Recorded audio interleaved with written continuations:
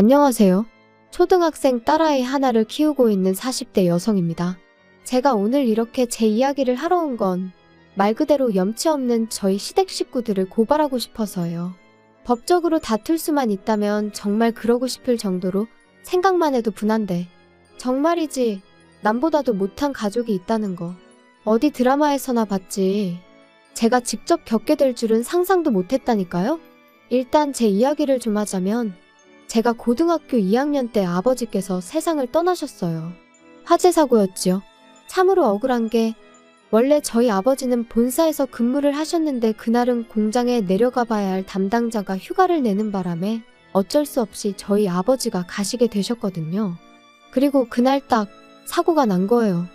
어이없는 사고로 아버지를 잃은 후 아버지와 사이가 좋으셨던 어머니는 밤낮으로 눈물을 흘리셨고 저는 저대로 매사에 비관적인 사람이 되어갔지요. 게다가 이후로 어머니도 저도 전혀 알지 못했던 빚들이 여기저기서 하나둘씩 튀어나오는데 정말 환장하겠더라고요. 뿐만 아니라 저희 모녀를 더 미치게 했던 건 아버지의 형제들 그러니까 친척들이었어요.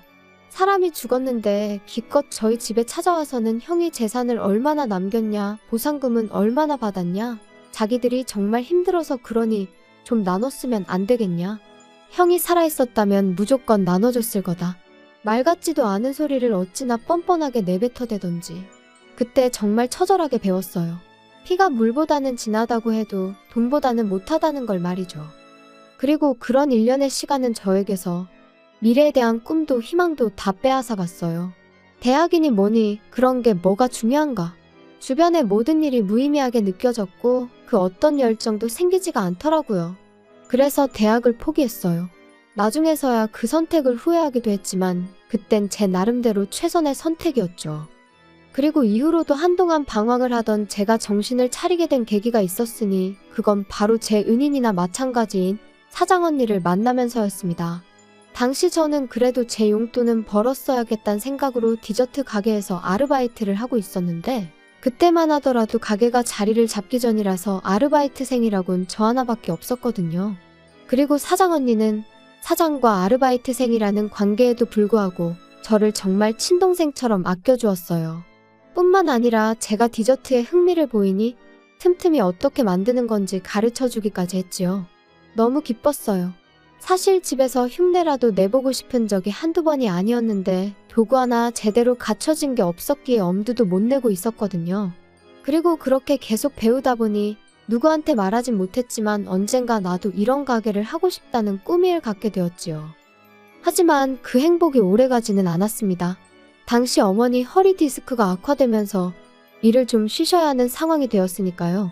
그래서 저는 어쩔 수 없이 디저트 가게 일을 그만두고 말 그대로 돈을 벌기 위한 직장을 구해야만 했어요. 그나마 다행이었던 건 사장 언니의 도움으로 비교적 쉽고 빠르게 한 사무실에 취업을 할 수 있었다는 거예요. 사장 언니가 하는 말이 제가 그동안 자기한테 정말 도움이 많이 되었다면서 이렇게밖에 못 도와줘서 미안하다는데 그냥 지금도 그때를 생각하면 고마운 마음에 눈물부터 나요. 아무튼 이후로 21살부터 28살 때까지 평범한 직장인으로 살았습니다. 취미생활로 과자를 구우며 특별할 것 없는 하루하루를 보냈고 지금의 남편도 만나게 되었죠. 저와 마찬가지로 회사를 다니던 평범한 직장인이었던 남편은 좋은 게 좋은 거라는 둥글둥글한 성격의 배려가 몸에 배어있는 자상한 사람이었어요. 그리고 그런 남편의 성격이 너무 부러웠던 저는 남편이 도대체 어머님 아버님 두 분 중 누굴 닮은 걸까? 두 분은 얼마나 좋은 분들일까? 늘 궁금했는데 결혼 준비를 시작하고 나서야 비로소 알게 되었습니다. 누굴 닮아서 그런 것도 아니었고 두 분도 그렇게 좋은 분들이 아니셨다는 걸 말이죠. 남편은 3남매 중 둘째로 소위 위아래로 치이는 입장이었어요. 맞이인 아주버님에게는 시부모님의 기대가 대단하셨고 막내인 신우에게는 하나뿐인 공주님이라며 불면 날아갈까 주면 부서질까 아주 애지중지하셨지만 저희 남편한테만큼은 한마디로 본체만 채 있으나마나. 그리고 그런 시부모님의 마음이 확실히 드러났던 때가 바로 상견례 자리에서였습니다. 아이들 결혼 준비를 어떻게 도와주실 거냐는 저희 어머니에게 둘이 좋아서 하는 결혼이니 부모가 뭐라 하겠냐면서 도와줄 형편이 안 되니 그런 줄 아시라. 그 일로 우리 아들을 사위로 못 받아들이시겠다면 그 또한 뭐 어쩔 수 없다 한마디로 배째라는 식으로 나오시더라고요. 그리고 정말로 저희 시부모님이 돈이 없으셔서 그러신 거라면 해주지 못하는 부모의 마음은 오죽하겠나 그렇게 생각하면 생각했지 원망은 하지 않았을 겁니다. 하지만 그게 아니었어요. 남편은 제가 속상할까봐 차마 말을 못했었다는데 알고 보니 저희보다 2년 일찍 결혼한 아주버님한테는 시부모님께서 집과 차를 해주셨었다는 거예요. 그것도 대출 하나 없이 말이죠. 그리고선 남편한테 하셨던 말이 원래 장남이 잘 돼야 집안이 잘 되는 거라고. 그러니까 샘내지 말라시더랍니다. 솔직히 그 이야기를 듣곤 기분 안 상할 사람이 몇이나 될까요? 아무리 시부모님 재산이니 저희가 가타부타 말할 게 못 된다지만 그래도 사실을 알고 나니 너무 기분이 나빴죠. 남편은 저에게 자긴 괜찮다며 덤덤하게 말했지만 저는 솔직히 저희를 안 도와주셨다는 사실보다 아주버님과 저희 남편을 대놓고 그렇게 달리 대하셨다는 게 말 그대로 기분이 더러웠어요. 하지만 제가 그런 티를 낸다고 상황이 달라질 것도 아니고 그래서 남편한텐 그랬네요. 뭔가를 받을 땐 그만큼의 책임이 따르는 거 아니겠냐. 나는 상대적으로 그만큼 홀가분해졌다 생각하겠다. 그런데 황당한 상황은 여기서 끝이 아니었습니다. 듣기론 아주버님네는 결혼 직후부터 아이를 갖기 위해 노력을 했다는데 이유는 잘 모르지만 어째서인지 임신이 잘 안 되는 모양이더라고요. 반면에 저희는 솔직히 말하면 집이라도 장만하고 이후에 아이를 가질 생각이었는데 뜻하지 않게 1년 만에 아이가 생겼지요. 그리고 시부모님과 저희 부부의 사이가 좋고 나쁘고를 떠나 어쨌든 제가 손주를 가진 거니 이 소식을 안 알릴 수는 없잖아요. 그래서 양쪽 집안에 제 임신 사실을 알렸습니다. 그런데 황당하게도 시부모님께선 저더러 제 임신 소식을 아주버님네는 모르게 하라셨어요. 어이가 없었죠. 이러나 저러나 애는 때가 되면 나와야 되는데 그럼 그때 가서 뭐 다리 밑에서 주워왔다고 하라는 건지. 하지만 시부모님은 계속해서 아주버님이고 형님이고 스트레스 받게 하지 말라며 신신당부를 하셨으니 참 서글프대요. 그리고 결국은 걸렸습니다. 임신한 지 6개월째 되던 때 추석이었는데 시부모님이 못 오게 하셔서 안 갔거든요. 그런데 이제 형님이 난리가 났던 거죠. 어떻게 자기도 왔는데 제가 안 올 수가 있냐면서. 아주버님도 저희 부부더러 싸가지가 있네 없네. 그리고는 급기야 둘이서 저희한테 한마디 해야겠다며 연락도 없이 찾아와서는 불러온 제 배를 보고 충격이 컸던 모양입니다. 자기들을 기만했다면서 저희 때문에 족보가 다 꼬이게 생겼다고 억지를 써대더라니까요. 그러더니 급기야 형님은 갑자기 어지럽다면서 쓰러질 것 같다. 119를 불러달라. 정말이지 생쇼도 그런 생쇼가 따로 없었어요. 그런데 상황은 거기서 끝이 아니었습니다. 황당하게도 그 일이 있고 2주 만에 시부모님이 저희를 부르시더니 당신들이 살고 있는 아파트부터 가지고 있는 땅까지 전부 다 아주버님 명의로 넘기겠다 하셨거든요.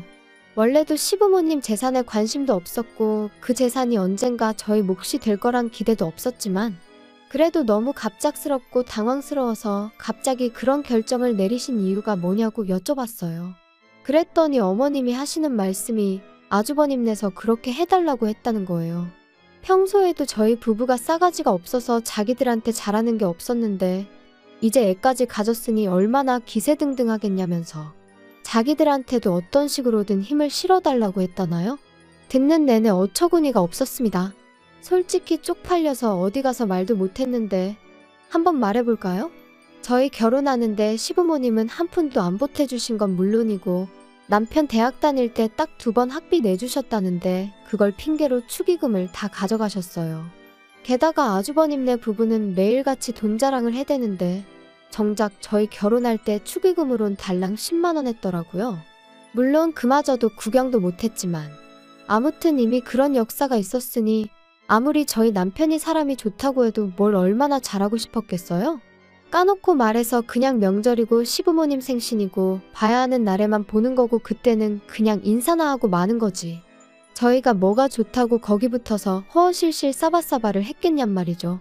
그런데 아주버님이나 형님은 자기들이 보기엔 저희 부부가 가진 것도 없는데 자기들한테 아쉬운 소리를 안 하니 그게 그렇게 꼴보기가 싫었던 모양입니다. 10년도 더 된 이야기인데 또 생각하니 속에서 우라가 치미네요. 저는 시부모님한테 그래도 재산을 다 넘기시는 건 신중하셔야 된다고 한번 넘어가고 나면 되찾아오시기도 힘들다고 말씀드렸어요.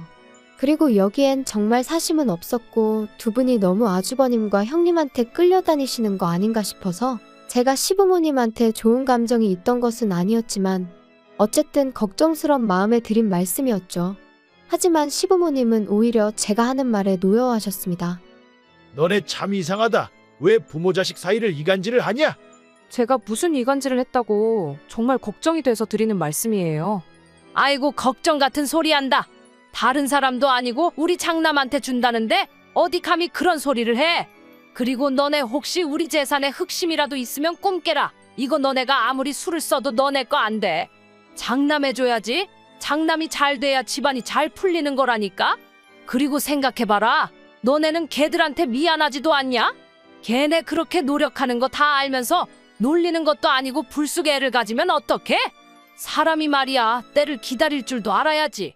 그리고 그때 옆에 있던 그 순하디순한 제 남편이 더는 못 참고 목소리를 높이더라고요. 알아서들 하세요. 그러다 후회할 일 생겨도 저희는 몰라요.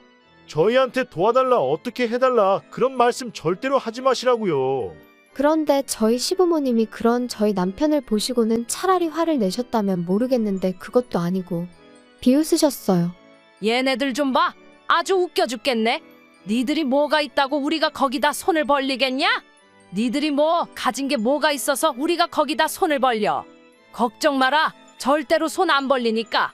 시부모님의 그런 반응에 남편과 저 두 사람 모두 크게 상처를 받을 수밖에 없었습니다. 그리고 그때부터 남편도 저도 말 그대로 이를 갈았어요. 비록 시댁과 인연을 끊고 살 수는 없겠지만 적어도 저쪽에 아쉬운 소리 하는 일은 없게 하자. 죽어도 두 번 다시 무시당하는 일은 없을 거다. 말 그대로 작정을 하고 살았지요. 그리고 지난 10년 동안 많은 변화가 생겼습니다. 일단 결혼한 지 6년 만에 저희 두 사람 명의로 된 아파트를 장만했어요. 비록 대출도 껴있고 구축이긴 했지만 생각보다 이른 목표 달성에 얼마나 기쁘던지. 하지만 이 기쁨에 초를 치는 이가 있었으니 그 또한 말 안 해도 아시겠죠? 바로 저희 시댁 식구들이었습니다. 솔직히 얼마나 반가운 사람들도 아니다 보니 딱히 자랑하고 싶은 마음도 인정받고 싶은 마음도 없었는데 그래도 남편은 저하고는 조금 달랐던 모양이에요. 당신들 도움 없이도 내가 여기까지 왔다고, 이만큼 해놓고 산다고 나름대로의 성과를 알리고 싶은 눈치더라고요. 그리고 저는 그런 남편이 왠지 안쓰럽기도 하고 조금은 이해도 되었기에 그러라 했어요. 시댁 식구들 다 불러서 집들이 한번 하자고요. 그런데 집들이 당일 너나 할 것 없이 다들 빈손으로 와서는 여기저기 흠잡기에 급급할 뿐이었습니다. 이렇게 좁아터진 집에서 어떻게 애를 키우고 사냐? 이런 데서 살 거면 전세나 살지 이걸 뭐 한다고 매매를 했냐? 덕담이나 한마디 해주시던가 그마저도 힘드시면 그냥 말을 마시지. 오죽하면 우리 부부랑 아예 안 보고 사시려고 저러시는 건가 싶더라니까요. 그리곤 쓱 남편 표정을 살피니 아니나 다를까 입은 꾹 다물고 얼굴부터 목까지 벌개져서는 안쓰러워 죽겠더라고요.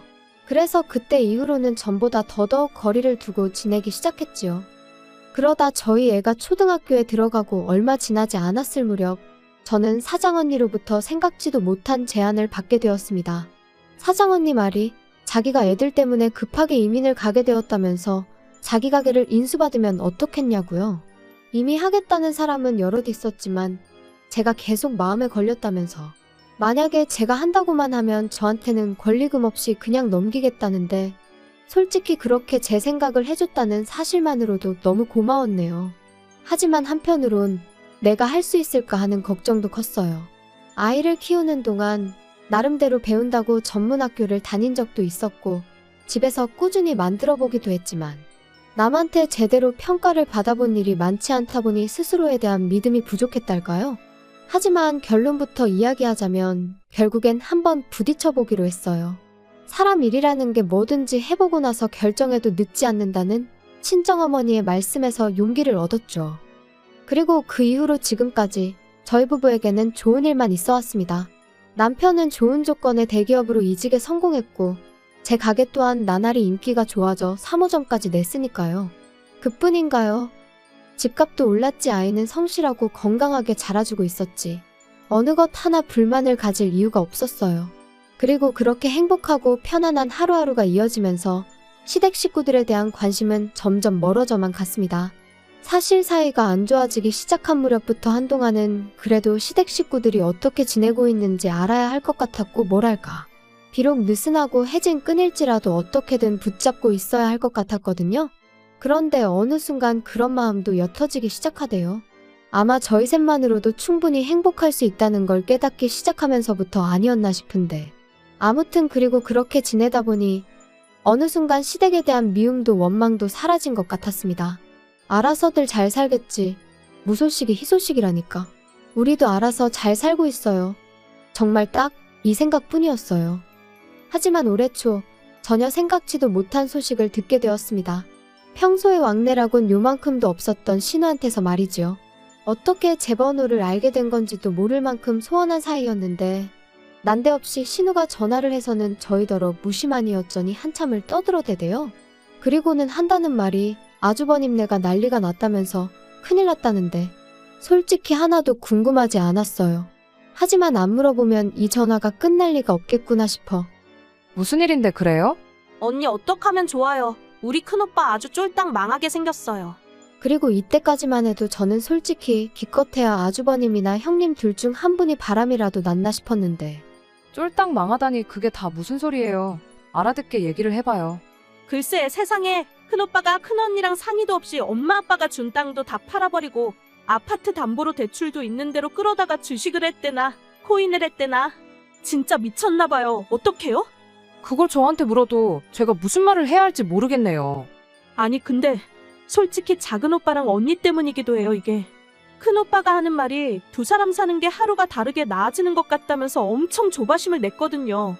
혹시 우리한테 말 안 하고 뭐 재테크했어요? 아니 그렇잖아. 어떻게 이 집만 자꾸 살림이 펴? 아무튼 그래서 큰오빠가 조바심이 나서 그런 거에 손을 댔나 봐요. 어떡하면 좋아요? 작은 오빠랑 언니가 좀 방법을 찾아봐요. 이러다 두 사람 원망 듣게 생겨서 내가 걱정이 돼서 연락한 거라니까요? 기가 차서 신우더러 그걸 말이라고 하냐고 따졌어요.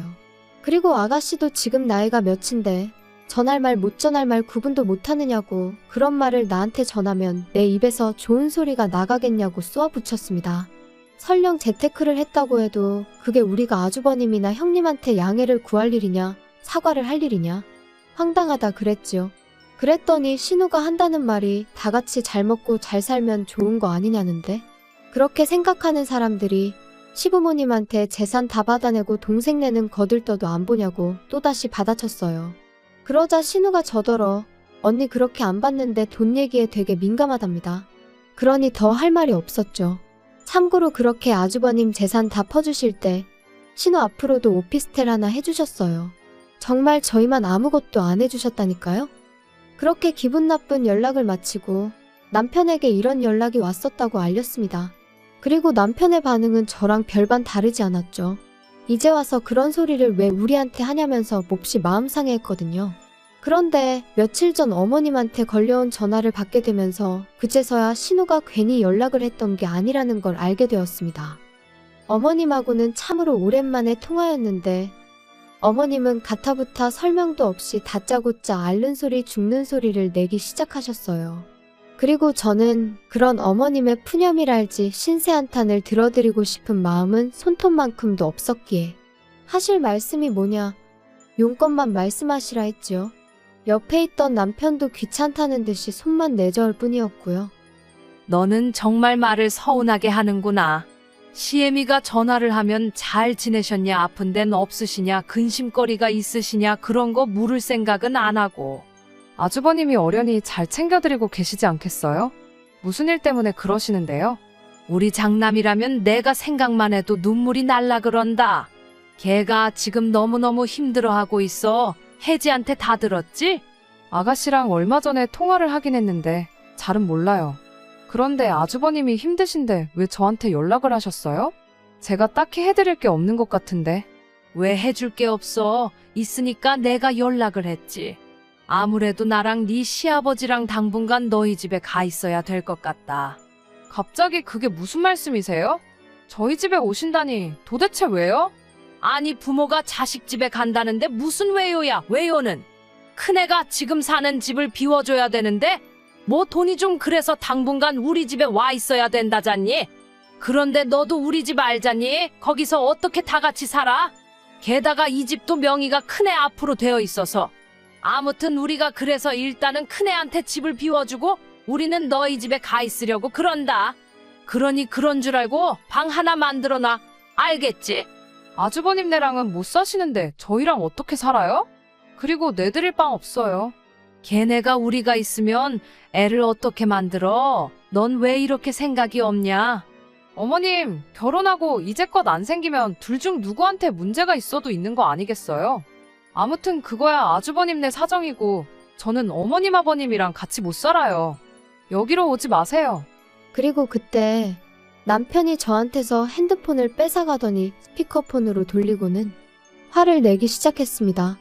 우리한테 부탁하는 일 없을 거라 하시지 않으셨어요? 가진 것도 없는 저희한테 뭘 바라겠냐면서 있는 대로 비웃으셨을 땐 언제고 이제 와서 같이 살자고 하면 제가 좋다고 할 줄 아셨냐고요. 죽이 되든 밥이 되든 형님하고 사세요. 아니면 어떻게든 지금 두 분이서 사시는 집은 지키시던가요. 아무튼 저희는 요만큼도 얽히고 싶지 않으니까 이런 연락이라면 하지 마세요. 남편은 자기 할 말을 마치기가 무섭게 전화를 끊었고 이후로 한동안 복잡한 표정을 하고 있었습니다. 그리고 저는 무슨 말이라도 해야 하나 싶었지만 그냥 기다렸어요. 남편이 먼저 무슨 말이라도 해주기를 말이죠. 그러자 한 1시간쯤 지났으려나 신우한테 다시 전화가 와서는 아주 생난리를 치대요. 저희 때문에 지금 어머님이 울고불고 난리시고 아주버님네가 저희 가만 안 둔다고 그랬다고요. 어이가 없어서 하나도 안 궁금하니까 소식 전하지 말라고 했어요. 그리고 아주버님한테 가만 안 둘 거면 어쩔 건지 마음대로 해보라 전하라 했습니다. 우리도 이제 정말 겁날 거 하나 없고 막말로 평생 안 보고 살아도 된다고요. 남편도 질세라 형 노릇이나 똑바로 하면서 뭐라고 해야 씨가 먹히지 않겠냐며 화를 내대요. 그런데 어이없게도 시부모님은 기어이 짐을 바리바리 싸들고는 저희 집에 오셨어요. 끊임없이 눌러대는 벨소리에 당황스럽고 이웃에게 미안하여 현관을 열었더니 왜 문을 이제 여냐며 씩씩대시는데 순간 기가 막혀서 말이 안 나오더라니까요. 게다가 황당해서 이게 무슨 경우시냐니까 부모가 자식 집에 온 건데 어쩌라는 거냐며 저를 밀치시곤 그대로 집 안으로 들어가시기까지 하셨습니다. 그래서 제가 남편에게 전화를 걸어 상황을 알리니 남편이 좀만 기다리라대요. 그래서 저는 부엌에 시부모님은 거실에 말 그대로 팽팽한 긴장감이 흘렀습니다. 그리고 얼마간의 시간이 흘렀을 무렵 세상에 남편이 경찰을 대동하고 왔더라고요. 그리고는 모시고 나가달라는데 솔직히 경찰은 저희 집안 사정을 모르니 아마 저희 부부가 정말 나쁘게 보였을 거예요. 그래도 부모라는데 추운 겨울날 모시고 나가달라 하니까 어이가 없었겠지요. 하지만 뭐 막말로 체면이고 나발이고 아무튼 신랑이 끝에 아주버님이 와서는 그렇게 시부모님을 모시고 갔어요. 저희한테 쌍욕을 하길래 한 번만 더 해보라고 그러면 고소하겠다 했네요. 그리고 그날 이후로 다행이라고 해야 할지 시부모님으로부터 더는 연락이 없어요. 잘된 일이죠. 남편은 여기까지 오는데 1,000원 한 장 도움도 안 준 사람들이 무슨 부모냐고 더는 생각하고 싶지도 않다고 하대요. 정말이지 하늘에 맹세코 두 분이 가진 게 없어서 못 해주신 거였다면 저희 이러지 않았을 거예요.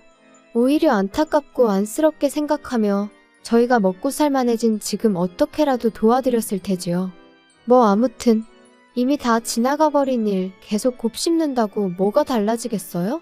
더는 그냥 저희를 찾지 않으셨으면 좋겠습니다. 저희도 찾지 않을 거니까요.